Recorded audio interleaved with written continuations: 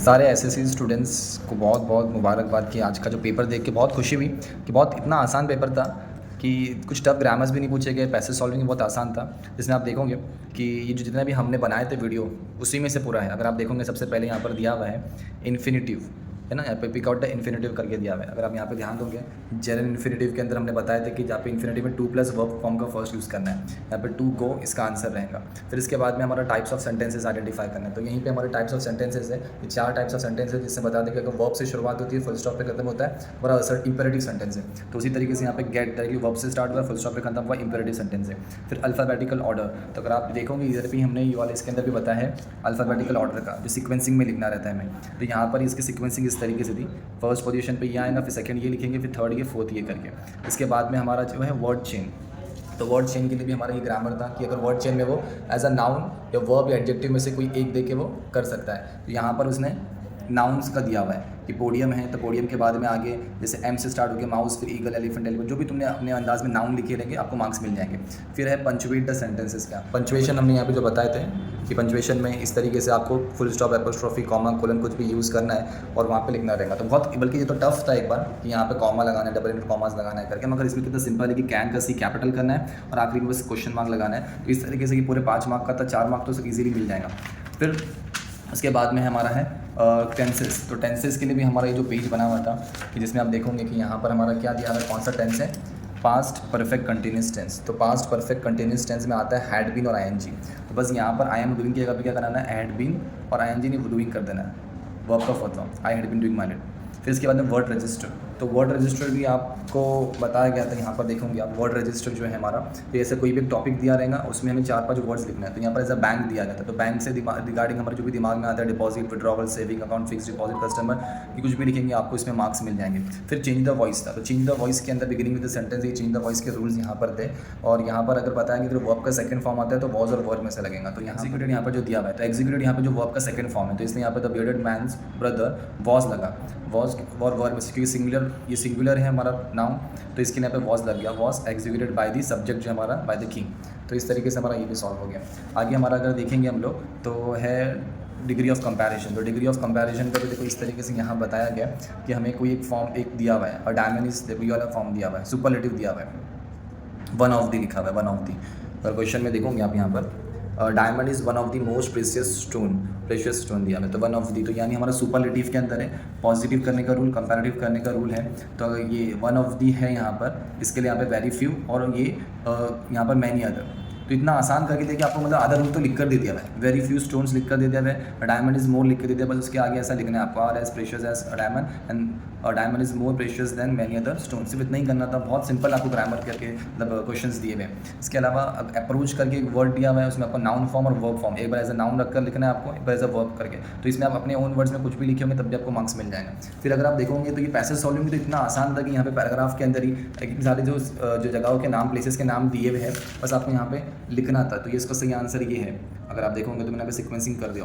फिर इसके बाद में यहाँ पर भी जो dangers to the world heritage, तो यहीं पे दिया हुआ है इसका answer, danger to the world heritage में क्या क्या चीज़ें, यहाँ पे 4 ऑप्शन, 4 पॉइंट्स उठाने हैं, यहाँ पर बस 4 पॉइंट्स लिखना है। फिर यहाँ पर नीचे हमारे पास में एडजेक्टिव वर्ब को सेग्रीगेट करना है, तो यहाँ से हमने ले लिया एडजेक्टिव में हैवी, नेचुरल, वर्ब में आएगा एलोकेटेड और प्रोटेक्ट करके। बहुत सिंपल, ऐसा देखकर इतनी खुशी हो रही पेपर। अब इसके बाद में हमारा है सबऑर्डिनेट क्लॉज। तो आप यहाँ देखोगे सबऑर्डिनेट क्लॉज के लिए कि ये जो बताया गया था यहाँ पर, इसे देखोगे आप, दैट यूज़ किया और दैट के पहले नाउन आया, बिफोर कंजंक्शन, मतलब ये कंजंक्शन के पहले नाउन आ गया तो उसको बोलते हैं एडजेक्टिव क्लॉज। तो यहाँ पर भी हम ध्यान देंगे तो दैट है और दैट के पहले हमारा क्या आ गया, नाउन आ गया, तो इसलिए यहाँ पर क्या आएगा हमारा, वो एडजेक्टिव क्लॉज आ जाएगा। ठीक है, एकदम सिंपल है। अब इसके बाद अगर आप ध्यान देंगे तो क्या ग्रामर हमारा, वर्बल क्वेश्चन। वर्बल क्वेश्चन का मतलब होता है रेटोरिकल क्वेश्चन ही करना था यहाँ पर कि, तो यहाँ पर रेटोरिकल क्वेश्चन का वो दिया हुआ है कि जैसे इसका जो रूल लिखा हुआ गया था, बस जैसे सब्जेक्ट को यहाँ पे लेना, हेल्पिंग वर्ब को फर्स्ट पोजीशन पे, तो यहाँ पर भी करना है हमारे को। आर जो था हमारा वो फर्स्ट हो गया, वर्ल्ड हेरिटेज जो है नाउन वो सेकंड पोजीशन पे गए, तो art world heritage sites in danger, question mark, इतना सिंपल था। फिर इसके बाद अगर आप देखोगे पैसेज सॉल्विंग फिर से आ गया, यहाँ पे जो name of the people given credits बोला हुआ है, यहीं पे सामने लिखा हुआ है biggest credit to Kalus Kumar डूमदास, ये सब लास्ट 4 नाम लिख देना है, आपको 2 मार्क्स मिल जाएंगे, आधे मार्क्स। आगे बढ़ेंगे तो हम यहाँ देखोगे तो यहाँ पर कुछ है डिटर्मिनेंट्स में आपको यहाँ से बस पिक जो भी डिटर्मिनेंट्स हैं हमारे वो लेना है। तो यहाँ पर दिस और ऑल, ये हमारे जो डिटर्मिनेंट्स हैं ये यूज़ किए गए, वो लिख लिए। इसके बाद में हमारा जो है नॉट ओनली बट ऑल्सो, तो ये भी देखेंगे आप, नॉट ओनली बट ऑल्सो का यहाँ पर बताया गया था कि subject, helping verb, not only but also फिर ऑब्जेक्ट आता है, फिर बट ऑल्सो फिर ऑब्जेक्ट आता है। तो वैसे यहाँ पर भी आई हैव हेल्ड है, फिर ये जो एक ऑब्जेक्ट है इंजर्ड बॉडीज़ और एक ऑब्जेक्ट है ब्रोकन स्पिरिट्स। तो बस यहाँ पर आई हैव हेल्ड के बाद नॉट ओनली लग गया देन इंजर्ड बॉडीज़ और एंड हटकर हमारा क्या आ जाएगा यहाँ पर बट ऑल्सो और बाकी का लगा दिया, सिंपली हो गया। फिर अगर पोएम में क्या फिगर ऑफ स्पीच की बात करेंगे तो यहाँ पर बोला है उसने यूज़ करने के लिए एंटीथेसिस। एंटीथेसिस में क्या होता है कि अपोजिट वर्ड्स एक ही लाइन, एक ही स्टैंजा, एक ही मतलब एक ही लाइन में लिखा होना चाहिए। तो यहीं पे देखो कर्ज और ब्लेसिंग यानी दुआ बदुआ एक ही जगह पर दोनों भी साथ में वर्ड आए हुए हैं, तो यहाँ पर हमने लिख दी। एक मतलब फिगर ऑफ स्पीच बहुत आसान था फाइंड आउट करने के लिए। फिर जो एप्रिसिएशन देखोगे तो सबसे फर्स्ट पोएम जो है एसएससी की, जो अपने सब यूनिट टेस्ट से पढ़ना स्टार्ट किए होंगे तब से अभी पोएम के बारे में देखे होंगे करके, तो वही एप्रिसिएशन इसके अंदर एग्जाम में आया था। अब इसके बाद में अगर नीचे जो अनसिंग पैसेज भी बात की है तो अनसिंग पैसेज भी इतना सिंपल है कि रंगोली इज एन, यहाँ पे देखो आंसर इसका old age old traditional form. फिर उसके बाद में रिमेन सेम, तो यहाँ पर भी देखो सेकंड आंसर यहाँ पर सामने सामने दिया हुआ है करके। फिर थर्ड जो आंसर है उसका राइस फ्लोर से बनती है वो यहाँ पर आ गया। फिर इसके बाद में हमारा नाउ डेज करके जो है वो यहीं पे दिया हुआ है, लेकिन मतलब स्टूडेंट्स को ज़्यादा मेहनत भी करने की ज़रूरत नहीं है, सामने सामने सारे आंसर्स मिल जा रहे हैं। इसके बाद में ये जो दिया हुआ है यहाँ पर भी, ये जो अगर आप सेंटेंस पढ़ोगे तो इजीली आपके दिमाग में सारे वर्ड्स आ जाएंगे। यहाँ पे डिराइव्ड आना चाहिए, जैसे independence day on the occasion of करते हैं हम लोग, तो वो आ गया। मेहंदी लगाने की ट्रेडिशन है वो लिख लिए, तो बहुत इजीली यहाँ पर भी आपको 2 मार्क्स मिल जा रहे हैं। अब इसके बाद में अगर हम देखेंगे तो यहाँ पर हमारा कौन सा ग्रामर आ गया है, यहाँ बोला कि रीराइट यूजिंग दो बोला है, तो हमने देखो ये भी ग्रामर का बता दिए थे कि यूज़ ऑल दो बट। तो ये जो दो ऑल दो यूज़ करना होता है, बस बट को रिमूव करके हमें लगाना था, दो लगाना है और आखिरी में बट हटा के कॉमा लगाना है। तो बस इतना ही करना था हमें। स्टार्टिंग में यहाँ पे दो लगा दिए और पूरा सेंटेंस लिख दिया, उसके बाद में बट हट के यहाँ पर क्या आ जाएगा हमारा कॉमा आ जाएगा, यहाँ पे कॉमा लगा दी, द बेसिक सिंपल। प्रीपोजिशंस की बात की जाए तो प्रीपोजिशंस भी हमने यहाँ पर सारे प्रीपोजिशन के ऊपर बनाए थे, जबकि इतना टफ भी नहीं है वो, ठीक है। यहाँ पे सिंपली यहाँ पर पूछा कि इसमें कौन कौन से प्रीपोजिशंस है, तो ऑन मिल गया, एट मिल गया, इवन ये जो ऑफ है ये भी आप लिख सकते हो, तो ऑन ऑफ एट ये प्रीपोजिशंस मिल गए। इसके बाद अगर हम जाएंगे लेटर राइटिंग के ऊपर, तो ये लेटर राइटिंग भी आप देखोगे कि यहाँ पर हमने लेटर राइटिंग के लिए भी सारी चीज़ें एक फॉर्मेट दे दिए थे।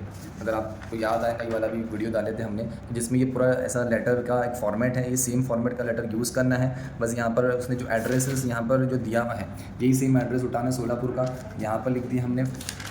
और फिर उसके बाद में किसी को लास्ट पैराग्राफ सेम रखेंगे, बाकी जो कंटेंट बोला है उसके ऊपर हमें लिखना है। वो भी कंटेंट में क्या है कि 15 अक्टूबर का एज बर्थ एनिवर्सरी है APJ अब्दुल कलाम की, तो उस वक्त हम लोग as a reading inspiration day celebrate कर रहे हैं, तो उसके रिगार्डिंग करना है। अगर हम बात करें फिर इसके बाद में जो वर्बल से नॉन वर्बल था, तो इसके अंदर हमारा जो है ये वाला जो है वो ऑलरेडी बनाया दिया हुआ है। बस आप लोग को यहाँ से देखना था, पैसेजेस में से पढ़ना था और पैसेजेस में से पढ़ के बस यहाँ पे ऐसा इस तरीके से फिल करना था। बस ये नेचुरल है, मैन मेड, सब स्टार्टिंग में दिया हुआ है नेचुरल और मैन मेड, यहीं पे स्टार्टिंग में ही लिखा है नेचुरल मैन मेड, बस वहाँ से उठा के लिख दिया। विंड है तो टेम्परेचर चेंज होने की वजह से, इसमें से कुछ चीज़ों एक पॉइंट से तो गुजरा टॉपिक के रिगार्डिंग सोच के लिखा था क्योंकि उसमें वर्ड्स नहीं थे, तो अदरवाइज ये इस तरीके से भी आप लोग ने आंसर लिखे रहेंगे तो मार्क्स मिल जाएंगे। अब अगर हम आगे बढ़ेंगे तो स्पीच राइटिंग, तो स्पीच राइटिंग के लिए भी अगर आपको याद होगा कि हमने बताया था कि ये जो है अब जैसे गो सोलार करके टाइटल भी दे दिया हुआ है, यहाँ पे लिख दिए गो सोलार। लिखने के बाद में यही सेम फर्स्ट पैराग्राफ और आखिरी पैराग्राफ सेम रहेगा, और बीच में जो हमारा यहाँ पे पैराग्राफ यूज़ करना है तो उसके लिए भी क्या क्या पॉइंट्स यूज़ करने सब दे दिया गया। इतना अच्छा है कि सब बता दें कि सोलार के लिए हम लोग 22 अक्टूबर को सेलिब्रेट करते हैं, वो भी डेट दिया। सेव इलेक्ट्रिसिटी करना चाहिए, उसके ऊपर भी बात, इतने सारे पॉइंट्स दे दिए। बस यही कंटेंट के ऊपर हम यहाँ पे लिखना था बीच में और इजीली आपको मार्क्स यहाँ पे मिल गए होते। अगर इसके बाद अगर हम बात करें रिपोर्ट राइटिंग, तो ये भी फॉर्मेट हमने दे दिए थे, है ना। अब रिपोर्ट राइटिंग में देखोगे तो डेंगू के ऊपर आया हुआ है कि दूल्हे के अंदर 10 लोग की ये मतलब दूल्हे डेंगू का फीवर लोग को हुआ करके, तो बस यहाँ पर हेडिंग देना था सेम यही, dengue fever claims 10 lives in Delhi. तो बस ये स्टार्टिंग में हेडिंग दे दिए। यहाँ पे मुंबई पुणे पे क्या लेना, दूल्हे जुलाई 21, और पूरा सेम डिट्टो ऐसे लिख देंगे आप लोग, पूरा मार्क्स मिल जाएगा करके। अच्छा, इसके बाद हमारा जो था, अगर आप देखोगे डेवलप अ स्टोरी, है ना, तब यहाँ पर अगर आप देखोगे they learn a lesson to live with thought of be punctual करके, और देखो टाइटल कितना सूट हो जा रहा है, हमने कल ही बताया था, अनफॉरगेटेबल लेसन आई लर्न करके, ये लिख लिया आपने।